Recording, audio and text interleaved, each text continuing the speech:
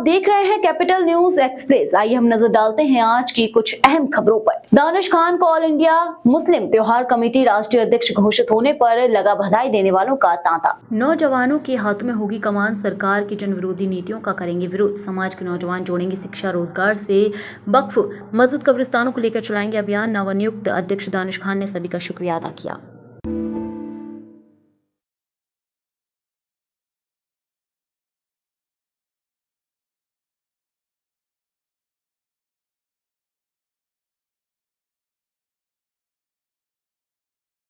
तमाम हजरात और आप लोगों के चैनल के माध्यम से पूरे शहर की आवाम और हमारे मीडिया कर्मियों का बहुत तहे दिल से शुक्रगुजार हूँ कि वो आज इस मेरी खुशी के मौके पर यहाँ तशरीफ़ लाए हैं।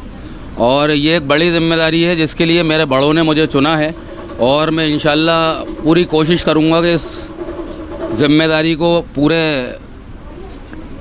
ज़िम्मेदारी के साथ निभाऊँ और उम्मीद करता हूं कि शहर का जो आवाम है वो मेरा साथ देगा। शुक्रिया। देखिए बहुत सारी प्रॉब्लम्स हैं। जो हमारे त्यौहार होते हैं उनमें कई तरह की अव्यवस्थाएं होती हैं। नगर निगम सही समय पे काम नहीं करता जिसके कारण जुलूसों में प्रॉब्लम आती है। तो ये सारी चीज़ों का मेरा मुख्य रूप से कोशिश रहेगी कि ये समस्याएं अब आगे आने वाले समय में ना आए। और उसके अलावा जो दीगर हमारे शहर की मसाजिद हैं, दरगाहें हैं जिनके साथ अतिक्रमण की प्रॉब्लम है या और भी जो समस्याएं हैं उसके लिए मैं निरंतर कार्यरत रहूँगा। अभी मुहर्रम के टाइम पे देखा गया था मातम के दौरान कहीं तो एक जगह चूल जलाने पे रोक लगाई गई थी, तब उसका क्या उसके लिए आपकी प्राथमिकता रहेगी, किस तरह उस पर काम करेंगे? देखिए ये घटना हुई करौद में और मामला ये हुआ कि वहाँ पे 1997 से अलम खड़े होते हैं और चूल का आयोजन किया जाता है। मगर इस वर्ष वहाँ पे प्रशासन ने कुछ रोक लगाई है जिसके लिए जो प्रशासन है उससे हमारी बात चल रही है। तो जो भी वो निर्णय लेते हैं, कुछ लोगों पे उन्होंने केस पंजीबद्ध कर दिया है 126, 135 का। तो उसमें हम बात करके और फिर जो भी होगा मैं आपको अवगत कराऊँगा। इसमें स्पष्ट नज़रिया, चूँकि ये युवाओं का देश में युवाओं की भरमार है और युवा देश में अब ज़्यादा हो गए हैं। तो युवाओं के हाथ में अगर कोई कमान रहती है तो यकीनन वो युवा कुछ कर गुजरने की ताकत रखता है। और हम लोग जो पीछे साथ में जो अनुभवी लोग हैं वो दानिश खान साहब के पीछे रहेंगे। एक संचालक मंडल बनेगा जिसमें तमाम वरिष्ठ लोग जो मौजूद लोग हैं वो बैठ के इस मामले को देखेंगे। दानिश को जहाँ कहीं परेशानी आएगी तो यकीनन हम लोग सब काम करेंगे। और मेरा ऐसा मानना है कि पिछले कई वर्षों से मुस्लिम त्यौहार कमेटी बनी, मैं भी रहा उसमें, मैंने भी हर मसाइल में आगे से आगे रहा, छोटे मियाँ के साथ बराबर शामिल रहा। लेकिन अब मौजूदा हालात जो ऐसे बन गए थे कि आज जो खुर्रम मियाँ नहीं, अल्लाह उनको जन्नत में आला से आला मुकाम अता फरमाया उसमें। लेकिन तरीक़ा जो था एक सोसाइटी चलाने का, वो तरीक़े से भोपाल के आवाम को, नौजवानों को या किसी भी त्यौहार को या किसी की ज़रूरत को हम पूरा नहीं कर पाए थे। नौजवानों में जज्बा तो देखा जाता है मगर तजुर्बा की कहीं ना कहीं कमी होती है। आपको क्या लगता है कि इसको लेकर आपको लगता है कि मेरे होते हुए तजुर्बों की कमी रहेगी? दानिश तो यकीनन दानिश भाई है छोटा, और फिर छोटे मियाँ जैसे अनुभवी लोग और नौजवानों का हुजूम सब साथ है। और इंशाल्लाह जो भोपाल की हिस्ट्री में नहीं हुए काम वो हम 6 महीने आपके ज़रिए बताना चाहता हूँ। 6 महीने में हम बहुत सारे काम ऐसे कर गुजरेंगे जिससे कि हमारे शहर की आवाम, शहर की हिंदू मुस्लिम गंगा जमनी जो तहज़ीब है उस पर काम करेंगे, उसको कायम रखेंगे और अपने अपने मज़हबों पर चलने की जो कॉन्स्टिट्यूशन ने इजाज़त दी उस पर चलेंगे। लेकिन अमन के लिए पहला हमारा सब्जेक्ट, मेरा यही कहूँगा दानिश से कि अमन के लिए काम करें, अपने कौम के लिए काम करें, नौजवानों के लिए जो ठगे जा रहे हैं जगह जगह उनके लिए काम करें, उनको भी बचाना है, उनको आगे ले जाना है। और यकीनन मुझे लगता है कि दानिश इस जिम्मेदारी को बाखूबी निभाएगा और हम सब का समर्थन है। और इंशाल्लाह आज इसके बाद एक बड़ा प्रोग्राम हम लोग मुनाकिद करने जा रहे हैं जिसमें शहर के तमाम, मध्य प्रदेश ही नहीं देश के तमाम जगहों से लोग यहाँ आ रहे हैं, जिसमें कई काजी, मुफ्ती, उलमा इकराम रहेंगे। और उस दिन मैं आप लोगों से गुजारिश करूँगा कि कैमरे को लाइव कीजिएगा कि सारा देश देखे कि भोपाल में एक नई चीज़ शुरू होने जा रही है। तो मेरा एक और आखिरी सवाल है, ऐसे कौन से काम जो रहेगा आपकी कमेटी द्वारा जो यूथ के हाथ में आपने जो कमांड दी उसको यूथ को आगे रख के आपको काम करना चाहिए? अभी तक मेरे हिसाब से कौम के लिए कोई काम किसी ने नहीं करे, चाहे वो विधायक हो, दोनों खुल के बोल रहा हूँ मैं, चाहे सांसद रहे हैं, मुस्लिम सांसद भी रहे हैं, मुस्लिम क़यादत रही है, लेकिन कोई मैं अफसोस के साथ कहना पड़ रहा है कि काम नहीं कर। यूथ के हाथ में आपने जो कमांड दी उसको यूथ को आगे रख के आपको काम करना चाहिए? अभी तक मेरे हिसाब से कौम के लिए कोई काम किसी ने नहीं करे, चाहे वो विधायक हो, दोनों खुल के बोल रहा हूँ मैं, चाहे सांसद रहे हैं, मुस्लिम सांसद भी रहे हैं, मुस्लिम क़यादत रही है, लेकिन कोई मैं अफसोस के साथ कहना पड़ रहा है कि काम नहीं कर पाया कोई, क्योंकि कहीं ना कहीं राजनीतिक दबाव रहता था। अब नौजवान हैं, ये दबाव में को महसूस नहीं करेंगे क्योंकि ये यंग है, इनको ताकत है, इनमें लड़ने की क़ुव्वत है, ये प्रशासन से, शासन से, सरकार से लड़ने की ताकत रखते हैं और लड़कर हक अपना छीनेंगे और जनता का जो हक है, हक की बात करेंगे। उनका हक अगर हमें मांगने से नहीं मिलेगा तो हम उनको यही सलाह देंगे, हक मांगो नहीं, गिरबान पकड़ के ले लिया जाए। जब बात माइनॉरिटी की निकली है, राजनीति की निकली, तो बाकी तो मध्य प्रदेश में माइनॉरिटी विभाग ही नहीं है, इसको लेकर के आपको क्या? नहीं, माइनॉरिटी विभाग नहीं है तो ये हमारी बदनसीबी है कि 2-2 विधायक होने के बाद एक आज तक एक आवाज़ नहीं आई। आवाज़ क़यादत 2-2 विधायक हो गए अब तो माशाल्लाह, वो दोनों ने एक बार भी ये नहीं कहा कि हमारी कम्युनिटी के लिए क्या है, माइनॉरिटी के लिए क्या है, कुछ भी नहीं है। जो माइनॉरिटी के लिए था सरकारें छीन रही हैं वो। और एक चीज़ और ख़ास चीज़ बताना चाहता हूँ कि इन 2 विधायकों के रहते हुए ऐसी बात बता रहा हूँ मैं कि आपको भी नहीं मालूम होगी, 2 विधायकों के रहते हुए आज तक ताजुल मसाजिद मोती मस्जिद पे शासन लिखा हुआ है खसरों में, प्राइवेट नहीं है, माफ़ करना, मैं आपको जो बता रहा हूँ ये कोई किसी में दम नहीं है बोलने का, लेकिन अल्लाह के हुक्म से अल्लाह ने मुझे अगर ज़बान दी है तो मैं हक बात करूँगा, सच बात करूँगा। मेरा सवाल है उनसे कि ताजुल मसाजिद पे सरकार क्यों लिखा हुआ है, शासन क्यों चढ़ा है, और मोती मस्जिद पे शासन क्यों लिखा है? ये तो नवाबों की बनाई हुई प्रॉपर्टी है, इस पे शासन कैसे लिख गया, लीज़ कैसे हो गई, ये जांच का विषय है। इन्हीं मेरा पहला सब्जेक्ट दानिश मियां से मैंने अभी थोड़ी देर पहले गुजारिश की है कि अगर आप बनकर आते हैं तो पहला मुद्दा आपका यही होना चाहिए कि ताजुल मसाजिद एशिया की सबसे बड़ी मस्जिद है, वो आपको पुकार रही है, सरकार लिखा हुआ है, उसको हटाने का काम दानिश मियां को मैंने दिया है। हम सब चाहते हैं कि शासन से मुक्त होना चाहिए। कासिम जान साहब ने ऑल इंडिया मुस्लिम त्यौहार कमेटी का अध्यक्ष दानिश खान को चुना है और भोपाल की बेपनाह कोशिशों के साथ इनको अध्यक्ष पद दिलाया गया है और ये हमारे बल्ले भाई का और हमारे सब साथियों का काविशों का नतीजा है जो आज हम जलवा अफरोज़ हैं और अल्लाह ताला से दुआ करते हैं कि इसने हमारी गैबी मदद करें और हमें काम करने के ज़्यादा से ज़्यादा मौके फराहम कराएँ। क्या लगता है आपको अब इसकी कमान जो है कि युवा के हाथ में दी गई है? हाँ नहीं, युवा में जो ज़्यादा होता है वो मुझे पूरी उम्मीद है कि मेरी कसौटी पे खरे उतरेंगे।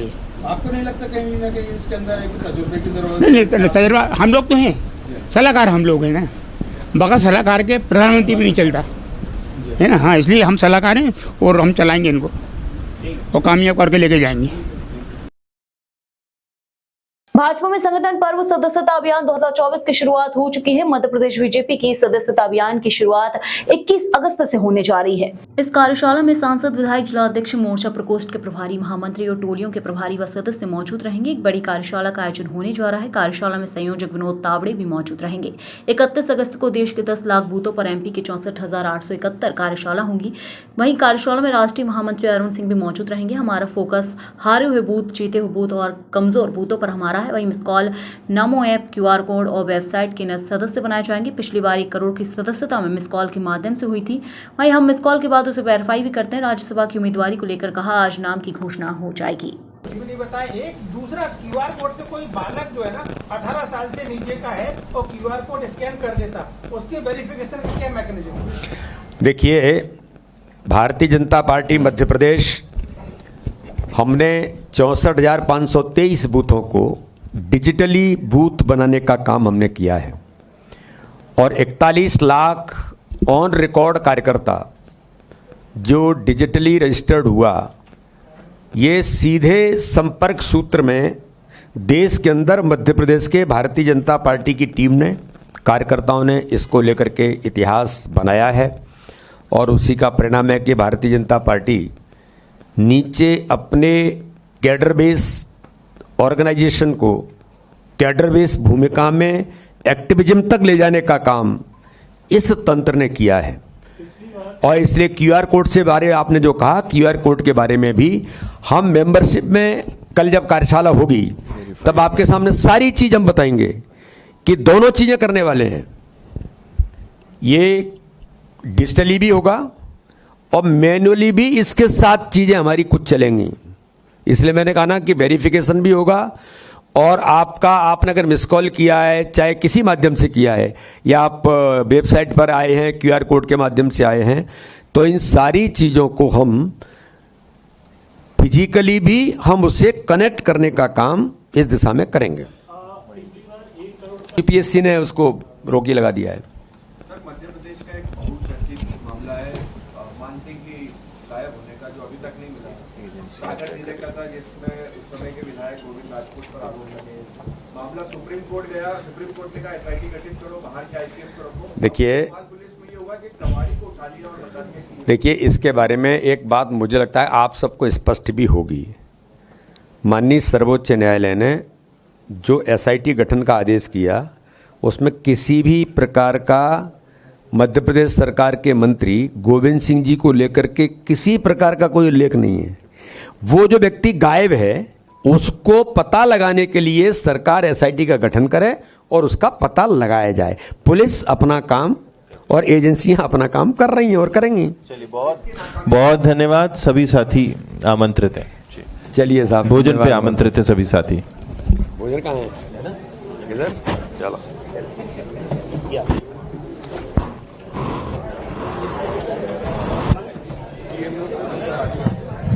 भी बढ़ा है और आपके कई बीजेपी के नेताओं ने आगाज किया है कि गंदगी बढ़ रही है। जैसा आप कह रहे हैं कि रिव्यू करेंगे हम, क्या उस रिव्यू में गंदगी हटेगी? और दूसरा, जो नए सदस्य बनाए जाएंगे उसके लिए क्राइटेरिया क्या होगा? नहीं, नए सदस्य बनाने का क्राइटेरिया तो भारत का नागरिक सबसे बड़ा क्राइटेरिया है। वो भारत का नागरिक है तो भारतीय जनता पार्टी का सदस्य बन सकता है। अब जैसे आपने कहा कोई क्रिमिनल है और ऑन रिकॉर्ड क्रिमिनल है, ऐसे लोग नहीं आ सकते। अगर वो गलती से आ भी रहा होगा तो हम ट्रेस होगा, ऐसे लोग नहीं हो सकते। इसलिए मुझे ऐसा लगता है कि इस दिशा में, और जहां तक आने वाले लोगों के बारे में भारतीय जनता पार्टी, मैंने एक बार ये कहा है, हमारी कार्य पद्धति एक आइडियल कार्य पद्धति भारतीय जनता पार्टी की है। और मैं आपको विश्वास के साथ कहता हूं, मुझे मेरी कार्य पद्धति पर पूर्ण विश्वास है, मेरे नेतृत्व में मेरी पूर्ण श्रद्धा है। इसलिए जो आता है वो जब इसमें से डूब के निकलता है ना, इस कार्य पद्धति में से, तो जो केवल पदों की बात करता था वो अब बूथ पर जाकर के बैठक लेने की बात करते हैं। वो कहते हैं कि भाई साहब बूथ की बैठक लेने हमें कब जाना है? तो हमें आश्चर्य होता है यार, इनके यहाँ तो कभी ये कल्पना ही नहीं थी बूथ की बात। तो ये पद्धति सिखाती है। हम कार्य पद्धति वाले ऑर्गेनाइजेशन हैं, चाहे मैं हूं, चाहे प्रधानमंत्री जी हैं, चाहे सामान्य आने वाला व्यक्ति है, उस वर्किंग सिस्टम में जब आता है तो उसके अनुसार व्यक्ति चलता है। और कोई भी दल या कोई भी संगठन जब उसकी कार्य पद्धति आदर्श होती है तो समाज में वो बढ़ता चला जाता है। यही भारतीय जनता पार्टी कार्य पद्धति के कारण लगातार अपनी प्रगति के पथ पर है। चाहे वो चुनाव होंगे, चाहे अभियान होंगे, चाहे भारतीय जनता पार्टी दुनिया का सबसे बड़ा राजनीतिक दल बना होगा। दुर्भाग्य इस देश का, जिन लोगों ने इस देश पर 55 वर्ष तक सत्ता में रहकर के राज किया है, 55 वर्षों में उन्होंने इस देश के गरीबों के लिए, अनुसूचित जाति के भाई और बहनों के लिए, ओबीसी के लिए संविधान का दर्जा कभी ओबीसी को कांग्रेस ने दिया नहीं था।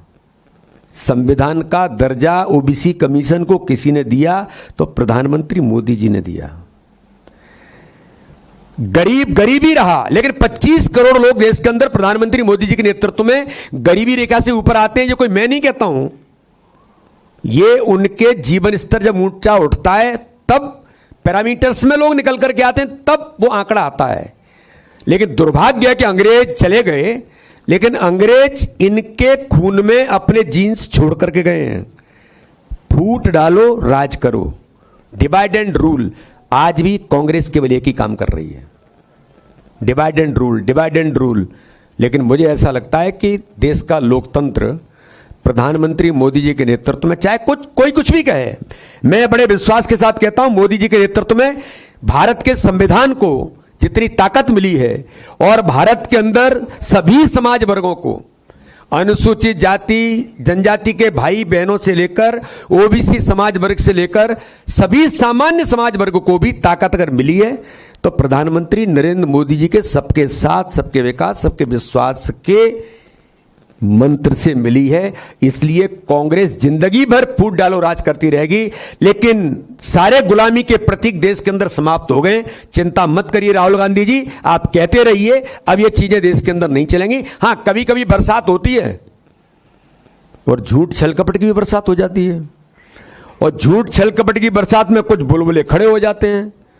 अब वो बुलबुले थोड़े से खड़े हो गए तो इनको लग रहा है कि हम बड़े स्थायी हो गए। अब बरसात के बुलबुले कितने स्थायी होते हैं आपको मालूम है।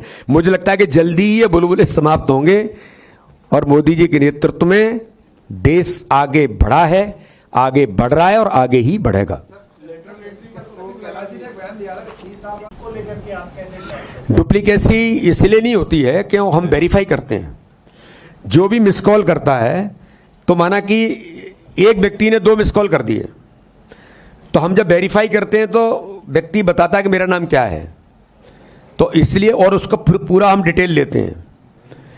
तो लगभग मध्य प्रदेश के अंदर 95 लाख से ऊपर जो लोग पहले से ऑलरेडी मेंबर हैं, तो उन्हें भी मेंबर बनना है, जैसे मुझे भी मेंबर बनना है। 6 साल में भारतीय जनता पार्टी अपनी मेंबरशिप रिवाइज करती है। माननीय प्रधानमंत्री जी भी पुनः सदस्य बनेंगे, राष्ट्रीय अध्यक्ष भी बनेंगे, प्रदेश के अध्यक्ष भी मेंबर बनेंगे, और फिर नई शुरुआत ये जो है हम उस पर सभी को पुनः मेंबर बनना है। तो इसलिए डुप्लीकेसी कहीं अगर होती है तो वो ट्रेस हो जाता है और उसमें चीज़ें हम, और कई फिल्टर हैं आज के समय में, तो सारी चीज़ों को नई तकनीक में तो ऐसा है कि डबल कहीं भी आता है तत्काल वो उसमें से चीज़ें बाहर आ जाती हैं। तो इसलिए मुझे लगता है कि ये डुप्लीकेसी होने की बहुत संभावनाएं नहीं बनती हैं। वो इसके बारे में सारी चीजें अभी एक बार कार्यशाला के अंदर सारी चीजें। हेमंत जी, मध्य प्रदेश में बीजेपी के मंत्री कैलाश विजयवर्गीय के गृह युद्ध वाले बयान पर सियासत गर्म हो गई। कांग्रेस के नेता कैलाश विजयवर्गीय का बयान को गैर जिम्मेदार बता रहे हैं। कांग्रेस मीडिया विभाग के अध्यक्ष मुकेश नायक का कहना है कि कैलाश विजयवर्गीय का ये बयान दुर्भाग्यपूर्ण है। उन्हें पहले अपनी ही भाजपा के नेताओं से देश में हिंदू मुस्लिम की संख्या को जानकारी ले लेना चाहिए। एक तरफ उनके नेता संसद में ये बयान देते हैं कि हिंदुओं की संख्या 89% है और मुसलमानों की संख्या लगभग 15% है, तो किस कल्पना के कारण कैलाश विजयवर्गीय देश में गृह युद्ध की बात कर रहे हैं। वहीं देश में सबसे ज्यादा परेशान युवा हैं, वहीं 80% युवाओं के पास रोजगार नहीं है। बीजेपी की सबसे पहले युवाओं को रोजगार देना चाहिए, शिक्षित करना चाहिए, ना कि इस तरह के भड़काऊ बयान देना चाहिए। भारतीय जनता पार्टी के नेता कैलाश विजयवर्गीय ने 2 दिन पहले ये बयान दिया कि 30 साल के बाद मध्य प्रदेश में और पूरे भारत में गृह युद्ध हो जाएगा, क्योंकि भारत की जो डेमोग्राफी है उसमें जनसंख्या का जो अनुपात है इस तरह से असंतुलित हो रहा है कि 30 साल बाद भारत में गृह युद्ध हो जाएगा। ये बयान बहुत बचकाना और बेहद मूर्खतापूर्ण है, इसलिए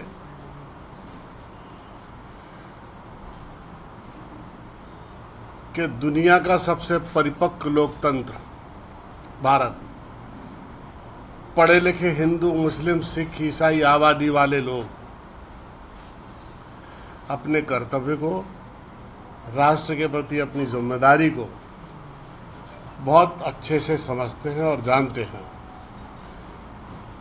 लेकिन कैलाश विजयवर्गीय जी ने जो हिंदू आबादी को मुस्लिम आबादी से डराने वाला जो बयान दिया है,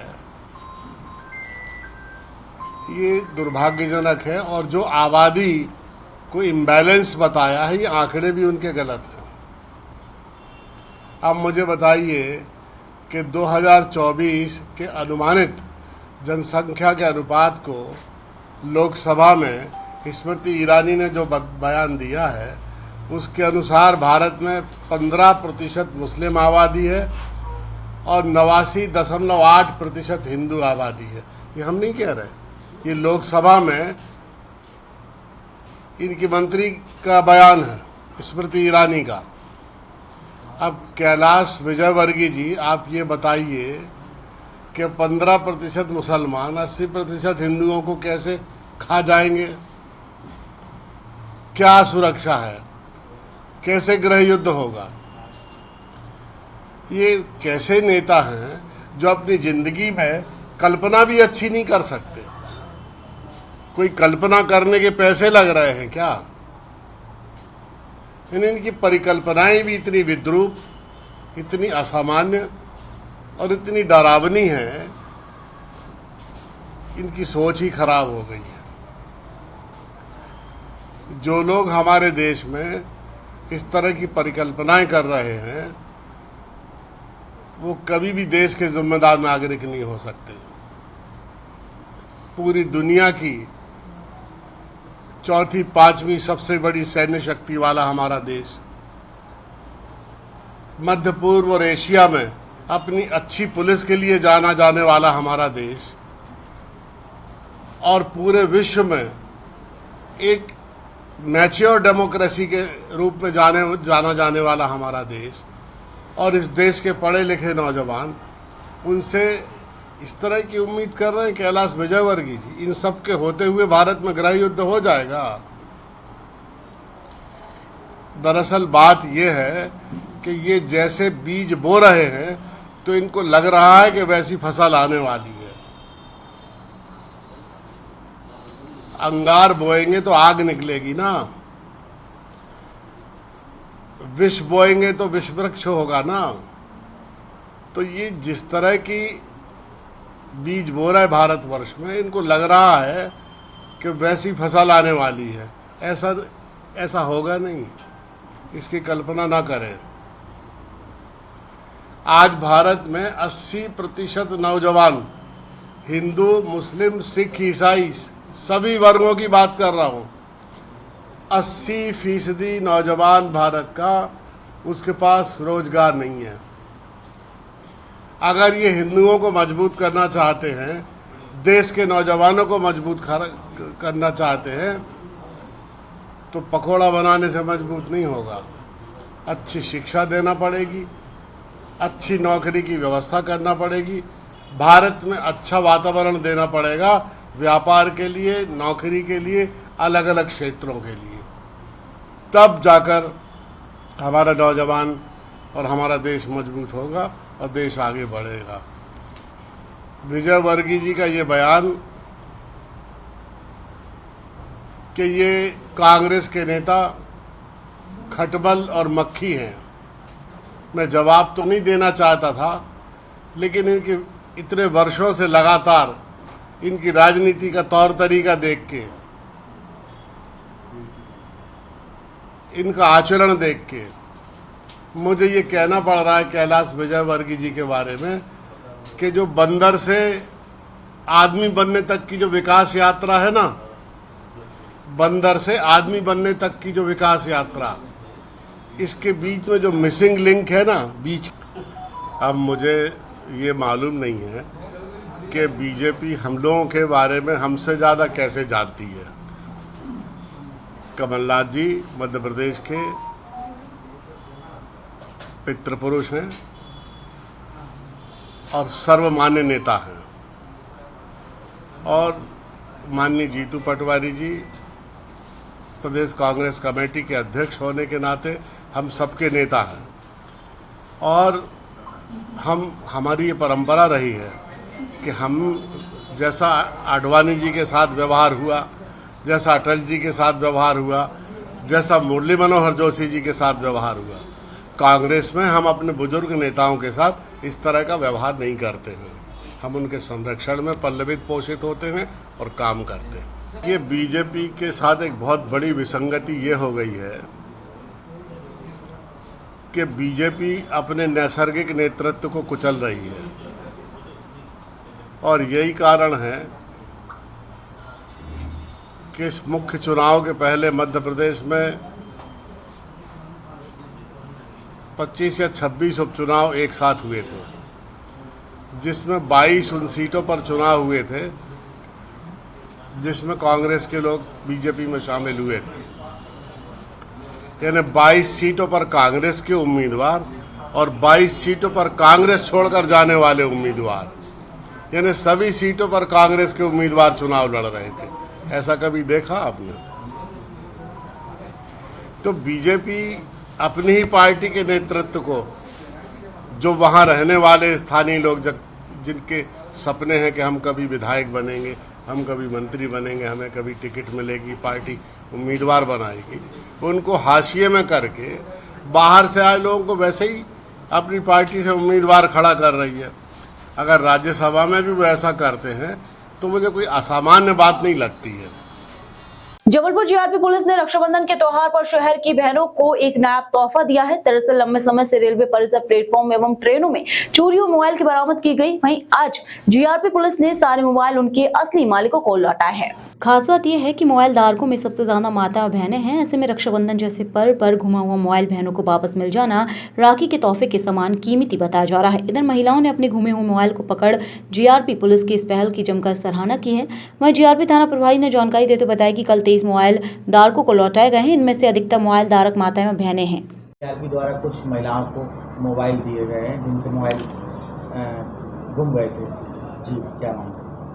इस अवसर पर एक पिंक बूथ भी बनाया गया प्लेटफॉर्म पे महिलाओं की सुरक्षा के संबंध में और उन्हें समझाइश देने के संबंध में। इस दौरान कुछ महिला बहनों के मोबाइल स्टेशन पे मिले थे जो उन्हें तलब कर वापस कर दिए गए हैं। उन्हें कुछ के चोरी के मोबाइल थे जो महिलाएं बहनें रिपोर्ट नहीं करना चाह रही थी। उनके द्वारा रिपोर्ट न किए जाने पर उन्हें भी वो मोबाइल वापस कर दिए गए हैं। इसके पूर्व कुछ मोबाइल आरोपियों से जब्त किए गए थे, करीब 23 नग मोबाइल, जिनमें बहनों के मोबाइल हैं अधिकतर, उन्हें भी वैधानिक तरीके से वापस कर दिए जाएंगे। ठीक है, 23 नहीं जोड़ना था ना। त्योहारों के मद्देनजर और शहर में अपराधों की रोकथाम को लेकर सभी थाना क्षेत्र की पुलिस लगातार रात्रिकालीन गश्त में शामिल है। इसी कड़ी में गोरखपुर थाना क्षेत्र अंतर्गत आने वाले सभी सुनसान इलाकों और संदिग्ध पॉइंटों पर रात्रि गश्त बढ़ा दी गई है। गोरखपुर सीएसपी ने जानकारी देते बताया कि त्योहारों के मद्देनजर वहीं गश्त को बढ़ा दिया गया है, क्योंकि रक्षाबंधन का त्योहार है, लिहाजा महिलाएं या तो अपने घरों को लौट रही हैं या फिर किसी अन्य काम से सड़कों पर निकल रही हैं। ऐसी स्थिति में उनकी सुरक्षा को और मजबूत करने के उद्देश्य से पुलिस गश्त बढ़ाई गई है, ताकि किसी भी अपनी आपराधिक घटना पहले से ही उस पर लगाम लगाया जा सके। ये रक्षाबंधन त्योहार है, रात्रि में बहनों का ससुराल से आना जाना भी लगा है, कल कजलियाँ भी है, त्योहार का समय है और अभी बिक्री भी होती रही है आज दिन भर राखी की त्योहार की होने से। समुचित जहाँ संभावित क्षेत्र हैं चोरी होने की संभावनाएं हैं, उस क्षेत्र में दूरस्थ क्षेत्र हैं, ये रेल किनारे, पटरियाँ किनारे और क्षेत्र में जहाँ भी हमारी मोबाइलें, चीता वगैरह हैं, इनको भी लगातार निर्देश दिए जा रहे हैं और लगातार सघन गश्त करवाई जा रही है, जिससे कि शांति रहे और किसी प्रकार की कोई घटना वारदात ना हो। शहर में बरसों पुरानी परंपरा अनुसार हिंदू उत्सव समिति मंडीदीप द्वारा भुजरिया पर्व पर चल समारोह बड़ी धूमधाम से निकाला गया। हिंदू उत्सव समिति के मीडिया प्रमुख अंकित कुशवाहा ने बताया कि भुजरिया पर्व पर राधा कृष्ण मंदिर से भुजरियों की पूजा अर्चना कर चल समारोह प्रारंभ हुआ, जो कि गणेश चौक, गांधी चौक, मंगल बाजार, पटेल नगर होते हुए HEG भुजरिया तालाब पहुंचा, जहां पर भुजरिया की पूजा अर्चना कर भुजरियों को तालाब में विसर्जन किया गया। चल समारोह हिंदू उत्सव समिति के अध्यक्ष अजीत सिंह चौहान छुट्टी भैया के नेतृत्व में निकाला गया। समिति के सचिव अशोक भार्गव ने चल समारोह में सम्मिलित समस्त नगर एवं वरिष्ठ जनों का आभार व्यक्त किया तथा सभी ने एक दूसरे को गले लगाकर भुजरियों की शुभकामनाएं दी। वहीं चल समारोह में पूर्व नपा अध्यक्ष बद्री सिंह चौहान, पूर्व नगर पालिका अध्यक्ष विपिन भार्गव, पूर्व मंडी अध्यक्ष नरेंद्र चौक से गणेश शर्मा, भाजपा नेता राजेंद्र अग्रवाल, महाराज सिंह गौर, जगदीश शर्मा, हिम्मत पाल, पवन लोवंशी, प्रेम पाल, अंकित चौरी, कपिल पाल, पत्रकार अमित जैन, पत्रकार धर्मेंद्र गोस्वामी सहित नगर के अनेक लोग सम्मिलित हुए। वहीं चल समारोह में पुलिस प्रशासन पूर्ण रूप से मोर्चा संभाले हुए था। इस बार जनता थोड़ी सी कम ज्यादा हुई है, लेकिन फिर भी लोग हिंदू समाज को मैं दिल से धन्यवाद बोलूँगा पूरे मंडीदीप के, कि घर घर से एक एक लोग आए, दो दो लोग आए मतलब घर से, और जनता काफ़ी आई है। सभी नगर पालिका अध्यक्ष, हिंदू समिति पूर्व अध्यक्ष, पूर्व उपाध्यक्ष और सभी वार्ड के जनता, वार्ड नंबर 4 से महिलाएं जो गुजरिया पुराने कई वर्षों से 50 साल से, जब हमारा जन्म भी नहीं हुआ जब से आ रही हैं। और ये प्रथा आजीवन जब तक धरती आसमान रहेगा ये प्रथा चलती रहेगी और हिंदू समाज का आगे वैसा ही वर्चस्व रहेगा और नाम रहे। जब तक सूरज चांद रहेगा हिंदू समाज का नाम रहेगा। भुजरिया पर्व को लेकर आपका क्या संदेश है? भुजरिया पर्व की सबको हार्दिक हार्दिक बधाइयाँ। नगर में सद्भावना, प्रेम, आत्मीयता, भाईचारा बना रहे। एक दूसरे से लोग बाग भुजरिया का जो चलन है, सब गिले शिकवे मिटा के एक दूसरे से प्रेम भाव से मिलना, मेन संदेश भुजरिया का वही होता है और वही नगर में बना रहे। और सभी आए हुए हमारे नगर के गणमान्य लोग, नगर के वासी, महिला मंडल, सभी को हार्दिक हार्दिक शुभकामनाएं और बहुत बहुत आभार उनका कि वो इस पर्व पे सम्मिलित हुए।